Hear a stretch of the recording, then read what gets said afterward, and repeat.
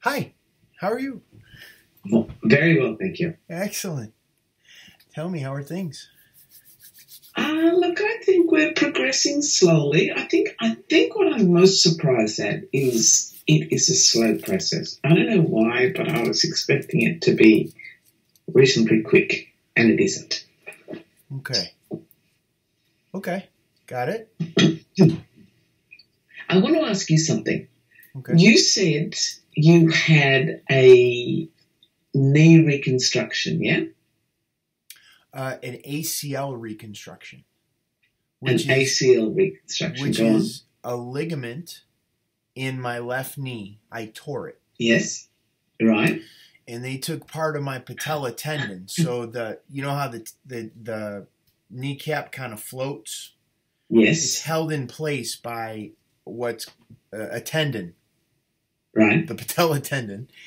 And right. what they do is they take a vertical slice out of that, so they cut it out and then use Yeah, that with pins and recreate the ligament.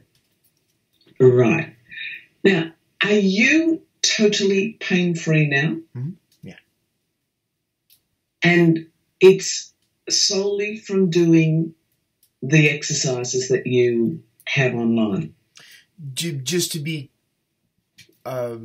linguistically accurate, it's the pain pattern Yeah. interrupts that Yes, made it pain-free initially, and then yes. using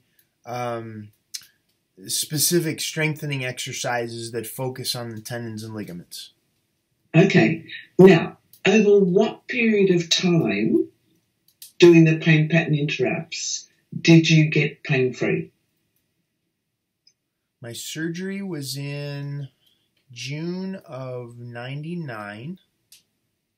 So I had dislocated my left knee 4 times over 5 months prior. Right, Let's see. December of 98 was my first injury. May of right, 99 was my last injury. So in that period of right. time, I had 4 knee dislocations. Ouch. Yeah. So I Yeah, had torn meniscus and yeah, the torn ligament. In June of right, 99, they repaired the torn ligament and cut the pieces of meniscus out. right. Let's see. It would have been sometime in 2002 or 2003 that I was completely pain-free.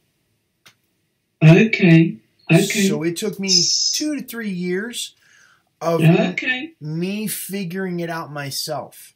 Yes. Because, the doctors were saying, oh, well, that's as good as it's going to get.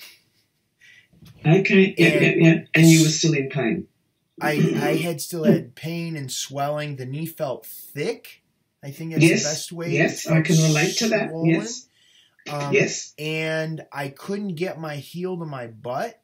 And yes, um, my hips and my lower back felt off. I felt choppy, like when I was walking or when I was running. Like running really wasn't an option yeah, because it felt like I was on stilts. Like yeah, it felt awkward yeah, to yeah, run. There was no smoothness in my movement or yeah, anything like that. And I wanted to feel like I felt before, like yeah, judo, rolling around on the mat, running and stuff like that. So it took me, closer to 3 years to really get to feel somewhat normal. But yeah. in that period of time, the doctors were like, yeah, you could resume normal activities, but you have to wear this big titanium knee brace. Yeah, yeah, yeah. That Yeah. was my Okay. thing. Okay. So, all right. So, what you're telling me is you applied yourself to the pain pattern interrupts. You developed the pain pattern interrupts as you went along I over 2 years. sort of. I learned the pain pattern interrupts from the perspective of a practitioner working on a client. Right. But I wasn't learning the pain pattern interrupts as a client working on myself. Yeah, yeah, It yeah. was like in order to learn them, I had to learn how to become, be like essentially a massage therapist that I was taking the training for. It was orthobionomy training that I took because there wasn't a way of really learning it myself to work on myself. And so I didn't get into it so I could work on other people. Like that wasn't my idea at the time. I wanted to get back and throw people. So I'm learning how to do this thing so I could work on other people. Yeah. But in the process, I was figuring out how to improve myself. Right. And then 8 years later, when I saw this, so 2008, Knee Pain Guru was born. And it was like, oh, I've been doing all this stuff, like learning all these things that I share in these calls was that my entire life all of a sudden had transformed into, well, this is all I do now. I do it because this is what worked for me. Yeah. Okay. All right. Because I'm noticing a huge difference in my knee. The swelling has gone. Not totally, but seriously. I measure my knees, right, just by going, okay, that's my left knee. Can you see that? Mm-hmm. That's my left knee. Oh, that's my right knee. Now, it used to be like that. Right. Can you see the difference? Yeah. So I can tell that it's come down a lot. But the pain is nowhere near as sharp as it used to be. Okay. But it's still there. Right. And of course, I'm expecting it 3 months later to be gone. Right. And it's not. So I had to ask you that this morning to get an idea of, all right, realistically, how long can I expect? And you're saying I'm going to need to apply myself for as long as it takes, and that may be up to 2-3 years. Yeah. And let me explain a little bit. That is, I believe that what I'm bringing to the table is a way of life. So I don't separate, like, because I had a knee injury, I don't have a knee injury anymore. I still continue to apply this to myself, to my body, to my life. I don't separate like what I teach from what I do or how I live. Okay. So this is something, these principles, like when I talk about magnesium, when I talk about arnica, when I talk about breathing, when I talk about the pain pattern interrupts, all that stuff I do to some degree incorporate into my life on a daily basis. Okay. And I believe it's the fastest way to, one, get the body out of pain, two, the body to get to recover as quickly as possible. Right. With that being said, it's a journey, not necessarily a destination. Okay. And once we get the pressure off of the nerves, pain could be gone in an instant. Meaning, like, your pain could be gone in this afternoon. When we get that right combination of what's going on. However, clients generally don't show up with, well, today was the first day my knee hurt. They've been in pain for weeks, months, years, some clients even decades.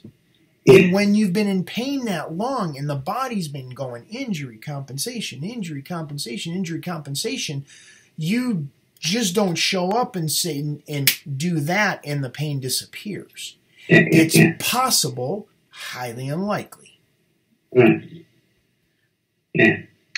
So in your process of the knee going from, left knee, right knee, and this starting to shrink, what ends up happening is you start to get a normalcy in your life. You begin to get more movement. You begin to get more proficient and get your knee out of pain and your body to heal your knee faster. Yeah. Do I still notice a difference between my left knee and my right knee? Well, sure. I'm missing meniscus. They cut out pieces of meniscus, so I walk certain ways and it'll pop and it'll readjust and stuff like that. But even close to 20 years after that, I still see patterns that are unwinding in my body. Like how the knee is tied in. this is the latest thing. My left knee is tied in with my right big toe. Okay. And I'm working with the right big toe because I have kind of a, it's not a, you know, a bunion will stick out on the side. It sticks out on the top.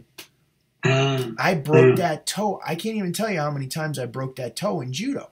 Stubbing it, hitting it on tree roots and hitting beds and stuff, walking around and things like that. So I have limited flexibility in the toe. Well, I've been working on it, and as I'm working on that toe, I'm feeling the bone that's been out on the outside of the foot for who knows how long, because I was stubbing the toe, and how it's tied in with the knee, and how it's tied in with this muscle I tore in my upper back when I was in high school. And it's like these things, it's like I don't wake up in the morning and think about all these injuries. They've always been there. But they come to mind. But they come to mind as I start working with these things and going, man, I had that thing when I was whenever. And it's a journey. Yeah. So. Okay. All right. No. Okay. So I think I just needed the reminder to like hang in there. It does take time. It is a process. Mm-hmm. It is a journey. Yep. Just keep staying with it. Just keep staying with it. Okay. Yeah. And that's the biggest thing. You just keep plugging away, and you feel better. You get more positive about how your body could heal. You learn more. For me, it's a fascinating process. Yes. You know, it's like when I work on myself and I work with clients like yourself, and we see this connection or this insight. It's like, oh, of course, yeah. I knew that. Look at how fascinating that is. And that excites me because no two clients' bodies are the same. There'll be similarities. There'll be connections. And my guidance is kind of like a triangulation between my experience, what I've studied, your feedback, and then there's like a fourth level to that I begin to go, okay, it's pointing us towards this thing that we can't really figure out right now. Okay. All right. Okay. Well, I'll keep at it and see how we go. Definitely, I've noticed, I don't know if you've heard of a little thing called Vital 3. It's something that I saw online, and it was, like pain, knees out of pain. It turns out it's a collagen peptide. Okay. You just take 3 drops a day. Okay. And I would take it, stop, take it, stop. And I noticed when I stopped that, things wouldn't feel as comfortable as they were before. And I thought, well, is it working or not? So in the last 2 weeks, I've been taking it religiously every morning, 20 minutes before I do anything else. And I think I'm getting that it takes a combination of things. No one thing in isolation will do the trick, but it's the synergy of bringing a few things together, and that is working. So, yeah. And I also think that getting on top of the parasite, remember I told you I had a parasite? Yeah. Yeah, I think getting on top of the parasite is making a difference as well. So I just have to keep plugging away. Yeah. The mind does an interesting thing, and I see it within myself as well as with clients. In the moment we're starting to get close to something that's going to be a breakthrough, there's like a knowing. There's a knowing of the nervous system on some level that it will almost do something on a level of self-sabotage it'll be like you're going, and all of a sudden I'll stop for no reason. Nothing really I could really put my finger on, but I just don't like taking it or don't feel like it today or something like that. And there's something to that. That I'm working for myself. That it's like, oh, it's like this, the nervous system knowing we're going to do something really good for it, that it's like, I'm kind of afraid to go there because if I resolve this knee issue my back issue, my hip issue. I don't know how to act on the other side of that. It's fascinating. Yeah, I can relate to that. Yeah. Okay. All right. Well, I think the best thing I can do is just keep plugging away. And I did twist my knee Wednesday morning, and I was up on a chair cleaning windows, and when I stepped down, I went, ow, ow, ow, ow, ow, ow. I could hardly move, could hardly take a few steps, and it would go on me. Anyway, I just went, okay, I'm just going to do these pain pattern interrupts all day. Mm-hmm. So I did them as much as I could, went to yoga that night, and by the time I finished yoga, I could walk easily. I haven't been tripping myself up. So then it occurred to me, doing them, I thought, oh, you said only do them 3 at a time because you're playing with the nervous system here. And I'd already done them like 10, 15 times in a row. Okay, let me qualify that a little bit. Yeah. The reason what we're actually doing is we're working with the nervous system. Yes. The nervous system is an electrical system. Yes. The electrical system it fires the reflexes that we're trying to get to engage to let go of the tension that the body is holding on to. Right. If the same reflexes, like when your doctor goes and checks taps your knee with a hammer and it jumps. Well, you can imagine if the doctor smacked your knee once, you would jump. You tap it again, it would jump. Tap it again, it would probably still jump. Well, now the doctor's tapping it 4 and 5 times, and you're like, oh, enough already. Yeah. It's not that the reflexes don't fire, but we want to get it a different part of the nervous system to fire. So you're going to get more benefit from the pain pattern interrupt is if you do it once and you hold it until it shifts. Yes. And then continue to hold it in a new place until it shifts.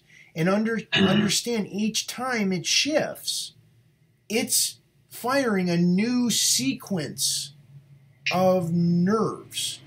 Right. So if we do that same, if we're turning it like 3 millimeters. Yeah. And 3 millimeters. Yeah. And 3 millimeters. After 3 times, and you're only rotating at 3 millimeters, those reflexes are done.